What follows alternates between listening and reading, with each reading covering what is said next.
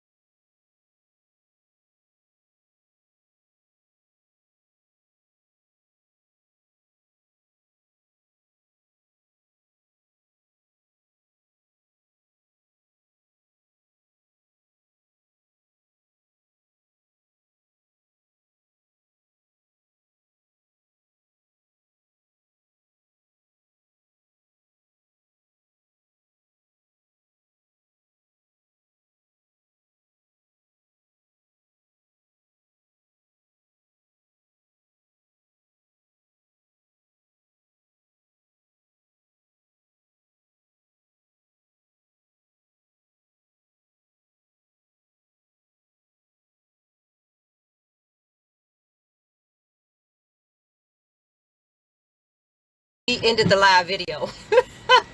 You don't know. We okay. I get blamed for everything, but I'll take it. No, you did. Didn't you hit it? Did you not hit the live dang on video? Went off. Oh, okay. Yeah, We'll okay. take it. All right. All We'll right. take it. Okay, and go. All right. That was our little break. I'm glad you guys found us back again. Hey, India, I love you. Anybody want to be brought into the camera? I tried to bring Iris into the camera. I don't know what happened. Y'all be trying to be brought in, and when I bring you in, you leave. Fix your hair. Fix your makeup, because I'm going to be bringing people into the camera, y'all. So last week, this is our book session. So last week, our book of the week was Think and Grow Rich. And in Think and Grow Rich, it's all about the principle of creating a desire, writing down a plan, and putting those plans into action. Because once you have it written down, what did you used to say? Once what's written is done? Yeah, well, God said that. Okay. So the goal for this week is to go into the classics. And another one of those classes is How to Win Friends and Influence Other People. So I was looking at this book, and one of the things I found that it's really definitely been profound in my life, because what it's all about is being able to look at stuff from other people's point of view, and being able to treat them in a manner that you would want to be treated, without having to worry about you being treated in that manner. So in other words, like, to be a better listener, to listen to what people say, to not to be able to ask questions, to really be interested in who people are. Okay. And I thought that was an amazing point of, just getting together and understanding who people are. Okay. Yeah. Any questions? Nope. All right. I don't know. I didn't read that book, or I read it nope, I never read it. And I read some of it, but I need to read it. Sorry. So after reading that, I was looking on my shelf and said, what is a book that I could read that's a quick read, an easy read, fast read? And I saw my favorite book, which is The Alchemist. And so I read The Alchemist Again.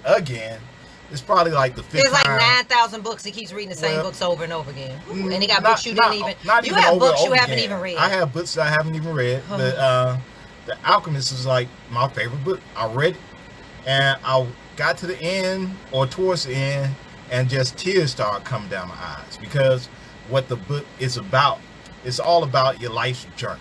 So when you start off on your life journey, when you create your goal and your desire and your passion, the universe works to make things happen. There's a language that everybody understands in the universe, and that language is love. It's pretty much at the heart and core of who we are, whether it's with nature, it goes throughout the universe, and I thought that's an amazing concept for today. I wonder how does it come across on audio, Kevin? Because I'm just like reading it, you're just so caught up in the book. Does it come across the same way when you listen to it, Kevin? I'm curious. Well, if Kevin answers, we'll see. But so, any other questions? Well, I saw you yesterday come up from the basement. Yes. Nah, hold on, man. I swear to God. I don't and I'm understand like, why what is wrong? What is happening? Why do you have to be so silly? Well, it's true. It wasn't no It's boo-hoo. true. Nah, and he it was ain't like, true. wiping his face, snot. No, snot was coming out of his nose. I wasn't making no noises. Yeah. Snot was coming out of his nose. True. I didn't know what was happening. I was like, oh my God, what is happening? What's going on? And he was like, oh, I got to that part in The Alchemist. And I was crying again. And I'm like, okay, so let's just control the snot. And so I was giving him tissue, and it was snot. I mean, I'm just being honest. Slight exaggeration. That's on. no. She's a slight exaggeration. God, do you remember how much snot was coming out your nose? How much snot? But was it snot coming out was your I nose? crying? Was I yes, boo-hooing? you ain't was just I come loud? up from the basement and you were wiping was I making noises? No. Yes, you were. And then was it a lot of snot? Yes or no? It was a lot. Okay, it was a lot of snot. It was a lot. Anyway, I need to know, why do you keep crying like that, and what part of the book that makes you cry? Like, he didn't cry like that when I had to go to the emergency room a couple of times. I mean, he actually left me in the emergency room when he went to the bookstore. When I went to the emergency room. So I didn't know what in the book is making you cry so much like that. What part is that? Because it's always happening. Well, it's two parts, because it happened a little bit earlier than it usually does. But I don't want to ruin it for anybody, but it's a part where the character has transformed himself Stacey into the enjoyed wind. it, so she already read Yeah, it. I got that. So the character transformed himself into the wind, and he's talking with the sun, because the sun is like the most has the most knowledge in the universe. So he's having this conversation with the sun, and the conversation is so just so deep, like in the heart, and it's like Okay. I think everybody understands what I'm Stacey, you read it. Yeah. I see you watching. Did you cry too, with snot dripping out of your nose at a very high, impactful rate? And I don't expect everybody to cry on it, but it's sort of like a aha moment. Well, guess it's what? like, I appreciate you crying. I appreciate that when you read stuff, because you read a lot, you know, and if you're connecting with something, and just, I joke, but I believe that the vulnerability, when you're reading and you're connecting with the story and the words, just shows that you're an extraordinary person. You know what I mean? You have passion, and you are not afraid to show emotion. Well, so the book is that's so the takeaway. She didn't cry though. Oh yeah. Emotional. I mean, I think when you hit that spiritual, crazy ass. So I think when you hit that spiritual connection, and it's just at the center, just emotions come out, and it's rare it's rare that I show emotion anyway. Yeah. So well, yeah, you show me, not emotional. Okay. All right. Lady. All right, Okay. moving on. Are we Moving done? on. So what's the book for next week, my brother? Oh, wait. I didn't talk about my book. Okay, go ahead. This isn't really a book.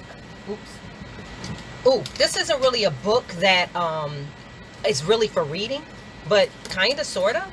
But this was a book that I enjoy working in. And it's... Who bought it for you? Me? You? Yes. Oh, you were? Okay, sorry. Okay. All right, anyway. This is called the 100-Day Goal Journal. So for you guys who are at home, you can get this on Amazon, or where'd you get it? It was really cheap. Yeah, Amazon. Yeah, it's really cheap. Anyway, in this is accomplish what matters to you. So every day you can go in here and journal, which a lot of people are journaling now anyway. But it talks about what you're grateful for, and then it has a countdown of what you will do and how you achieve it, and gives you opportunity to do micro goals and then major goals and everything. And it's really refined. It only takes about maybe 8 minutes to do, but I suggest you doing it because when you come out of this and it's new normal, you want to make sure that you've got some stuff laid out, right, babe? Yeah. And a lot of stuff that I wrote, I did this 100 days ago, has manifested. FYI. So, Oh, great. okay, I know I'm being, okay, so go. So now, moving on. Oh, wait. Hold on. We didn't do this at the break because you got us off Facebook Live. But we do have sponsors that I need to mention.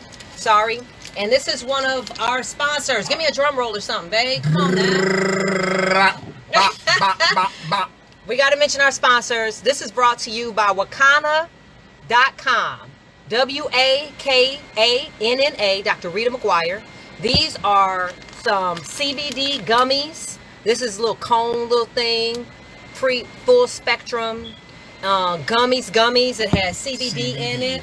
And then this tincture, which really, for those of you who are struggling with anxiety like me and need a good night rest, this is the tincture that is amazing. It has black seed oil in it and turmeric and blah, blah, blah. But it really works. Will you tell them? Yeah, I'm struggling with anxiety of her. Right. Her and anxiety so my every day. anxiety every day. Every day. Although I'm meditating with my mentor, Dr. Ivy Hilton, who has a meditation thing every Thursday. Go to my Facebook. And then Dr. Jenna from the Meditation Museum. So I'm working very hard because my anxiety is him. So there you go. And then the other one is Total Life Changes, NutriBurst. And here's the Lasso Tea. If you want to lose weight and you want to get in to make some money on both of these are also opportunities to make money. You can go to Alana Anthony and Marcus Anthony on Facebook and see how you can find out about being one of these. And then our last one is what? H&M Maintenance. H&W. Oh, sorry. H&W Maintenance. That's Rael's dad, who's the one who's instrumental in getting us to do this show. Am I right or wrong? Yeah, that's true. And so, Dad, if you're watching, William Crawford, you can call 312-513-1605, 312-513-1605, and he's going to be doing the high-end disinfectant after this is all over and you want to go back to work or your office and you want to get some very good cleaning and disinfecting and sterilizing. That's what they do. Okay, done. That's my little plugs. Moving on. All right. Go. So the next thing finally is the Hollywood segment. And so, Allison, what about it? What you want to know? Well, I want to know how do these shows get on TV? Hashtag Hollywood. That's what they was calling me. Hashtag Hollywood. So as you guys know, I worked in Hollywood and still work in Hollywood for 35 years. And so I want to talk about, oh, you asked me a question? Wait, can you take off them glasses, please? I'm sorry, I'm just trying to be Hollywood. Please take off the glasses. Who wants me to take off these glasses? I do. Nicole? Thank you. I'm doing a Hollywood. I'm doing a Hollywood section. I'm doing a Hollywood section. I'm doing a Hollywood section. Go ahead. Oh my gosh, you bubble buster. Okay, how does a script get made into a movie? Boom. Okay. It's very complex now, guys, because back in the day, you could do two things. You can spend all day, hey Alicia, writing a whole script, and then you get an agent, and then you have to get it sent to the director developments at all the production houses and all the studios. When I worked at William Morris, Google it, it's one of the world's largest talent agency in the world. I actually worked in motion picture literary, and we represented all the top directors, producers, and writers. There was something called the open writing assignment. They still have it. It's just not sitting on a desk. It's online now. So every studio has open writing assignments, open pitches that somebody pitched looking for a writer to be attached, or looking for projects. Hey, Tim James is one of my friends from Hollywood. So he was the set director on the show that I was worked on called Amen. So we got a Hollywood person on there. So we're talking about how does a script get made into a movie. Okay. So these open, you say open what? So that's called open writing assignments. Okay. So those are projects that have been pitched at a network. from someone and looking for a writer to attach. Okay. And then you get a writer attached to that. They write the script, and then it goes into development. So Or that means that somebody just created the story. yeah, they pitched it, and the director of development and the people liked the idea. Okay. Like we pitched a show about a brand rally show, two people that don't like each other that's trying to do a show to get along during the pandemic. And then somebody comes and then they try to write that. Or you write a spec script, or you write your screenplay, and you want to get it made greenlit. So now, this day, people are doing a lot of stuff independently. There's Danielle Shantae, who's also a producer, and you can either do it independently, raise your own money, right? Go into production, and then now you're just worried about getting it distributed through different means, as we talked about last week, different medias, or get a relationship with a production house or studio, get an opportunity to pitch it. Of course, they don't take unsolicited projects, so it's best to get a literary agent or a manager and do what they call going out on the project. That's when an agent or a manager decides to just send it across the board to everyone. And if they like it, they'll make an option deal for you and maybe bring on a director or package it. So that's pretty much how you kind of green light. If anybody has any questions, it's kind of complex but simple. So, of course you get paid with an option. So you can option it in several ways. If you are part of a WGA, which the Writer Guild of America, and you're already an established writer, they have to pay you guild minimum, which I don't know now, to be honest with you. It could be something like, for a feature film, somewhere over 30-something thousand. If you want to option it all in, and they just buy it, which means they own the project, and that's a different way that they can take on the project, you know. Or if you want to be assigned as a creative consultant or have another role on the movie, because some people, you know, people write their story and they want to go with it. You know, sometimes people don't want to just sell it, you know what I mean, and make the money and then watch it go away. So some places don't really want you to come on, unfortunately. So can you get the money without them ever making it? Yeah, some things are called what's called shelved, or go into what's called turnaround. So they can option a project, and then they could, you know, be waiting for directors or actors to be available, and things could be a negotiation. They're looking for distribution. Things can go on and on and on till sometimes the project just kind of do what's called turnaround, and then it turns back around to you. You got paid for it, but it just doesn't see the light of day. That's why a lot of people are getting independent financing. And a lot of people are going out there and making their own movies. Like Mark Harris, which is a movie I just produced called White People Money. And he's just waiting for distribution. So a lot of, you know, like Danielle, my friend, my sister on there, who's done some really incredible projects. Go to her website, post some stuff up there, Danielle. And independent is the way to go, because you can get all this new media optioning stuff and get your project out there, like Issa Rae, who was discovered on YouTube. You know what I'm saying? So there's a lot of stuff in a lot of different ways now. Hopefully, when you guys go to our YouTube channel, and The Rally Show, it's called The Rally Show, and subscribe, we need 1,000 subscribers, and we can monetize and we can get paid for doing this. So when you're done here, share this video and tell people to go to YouTube and subscribe to The Rally Show. Alrighty then, that's my showbiz stuff. So what shows are you watching? Okay, so what shows am I watching? Wait a minute, we have some questions coming. Okay. Tim, Allison, oh, wait a minute, not a question. Allison honestly knows what she's talking about. I know her. Thank you, Tim. I'm about to have snot. Where's my tissue? Thank you. Hey, Edward. This is very good information. Thank you. Hey, no problem, Brandon. Anybody have any questions? Edward Ellis. That's my little brother. You guys, he is with my other friend, MC Hammer. Remember on Hollywood? MC Hammer, Edward, that's his nephew, and that's his #1 artist. Would you put in the comments, do I know MC Hammer? Is MC Hammer my friend? If MC Hammer saw me, someone would be like, yo, Allie, what's up, sis? Because they be joking about how I'm Hollywood. I can't help it. I am Hollywood, and all people know who I am. I've been in this industry 35 years. But anyway, post it in there, my little brother. Anyway, so moving on. And MC Hammer is definitely an example of a brand that has lasted. Oh yeah, they just had a tour. They just had an amazing tour. It was called something. I guess you can put it down there, Edward. What's the name of your tour? But anyway, all right. So what are we watching to close it out? We got 9 minutes. What are you watching on TV? What are you watching? Right now I'm watching Breaking Bad. So this is my first time watching Breaking Bad. I tried to watch it before, but then I was told that you had to get past the first 4 shows to get into it. And so now I'm on season 2, episode 8, and I love it. It's a great show. Yeah. And then what are we watching? We're watching something else. Little Fires Everywhere. Little Fires Everywhere with Kerry Washington. Wait, let me do Kerry Washington. Yes, Hammer loves Allison. Yeah. This is Kerry Washington. But anyway, 911. I'm not watching 911. What is 911? That's a show on Fox. Story game. Yeah. But I haven't watched that. How is it, Danielle? All I know is Little Fire something. We're going to try to binge and watch it. Which is interesting because I read the book before it came out. So yeah, I didn't know it was a book, of course, because he's a book person. But I'm watching it. I suggest you guys watch it. It's getting pretty good. It was the second episode was like really. You got to get used to Kerry Washington doing all that. But it's really good.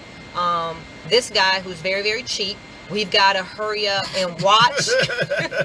We got to hurry up and watch all the episodes because our subscription, our free trial to Hulu is going to expire. So we got to watch 9 episodes in one day. So we got to hurry up and watch it.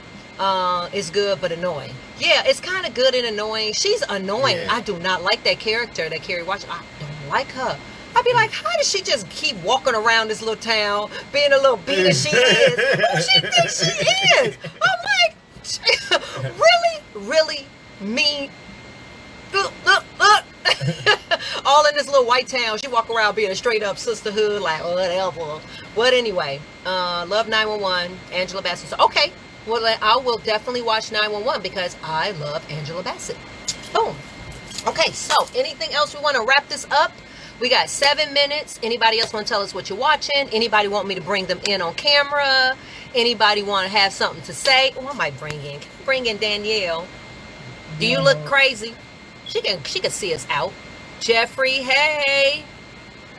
Oh, I can't bring her in. Can I bring anybody in? Hey, Talkatoy.